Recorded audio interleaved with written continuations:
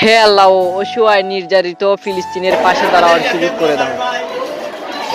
Hello everyone, আজ ঈদ ও রমজানের ছুটি কাটানোর পর অনেকদিন পরে চলে গেলাম কলেজে যাওয়ার পর অসংখ্য বন্ধু বান্ধব বলতেছে আজ আমাদের মাঝে ব্লগার ভাই আসছে, যে ব্লগ হবে। বন্ধু বান্ধবের কথায় আমি রাগ করি না, তাদের কথায় আমি আনন্দিত হই। আমার সকল বন্ধু বান্ধব আমাকে সব সময় তাদের অনুপ্রেরণামূলক কথা দিয়ে আমাকে উৎসাহিত করে, বলে তুই এগিয়ে যা, আমরা তোর সব সময় পাশে আসি। কলেজে যাওয়ার মেইন উদ্দেশ্য হচ্ছে অসহায় ফিলিস্তিনের পাশে দাঁড়ানোর পক্ষে একটি মিলাদ হবে, আর আমাদের কলেজের এইচএসসি ও এসএসসি পরীক্ষার্থীদের জন্য দোয়া হবে। আমি যেই কলেজে পড়ি সেটা হচ্ছে স্কুল অ্যান্ড কলেজ। সেই কলেজের নাম হচ্ছে আজাদ বখত উচ্চ বিদ্যালয় অ্যান্ড কলেজ। অনেকদিন পর আজ কলেজে যাওয়া হলো, তাই বন্ধু বান্ধবের সাথে কথা বলে বলে ক্লাসরুমের দিকে যাচ্ছি।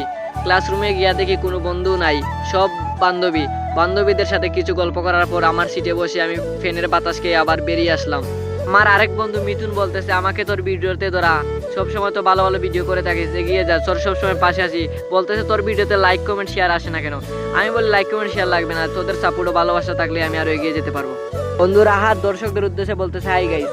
তারপর বাড়ির আসার পথে দেখি অসহায় ফিলিস্তিনের জন্য মিছিল হচ্ছে। তারপর তাদের মিছিলে আমি ঐক্যবদ্ধ হয়ে সহমত পোষণ করলাম। যদি আমার দেশের প্রাইম মিনিস্টার আমাদেরকে যাওয়ার সুযোগ করে দিত, তাহলে অসহায় ফিলিস্তিনের পাশে দাঁড়িয়ে নিজের জীবনকে উপসর্গ করে দিতাম, বিলীন করে দিতাম।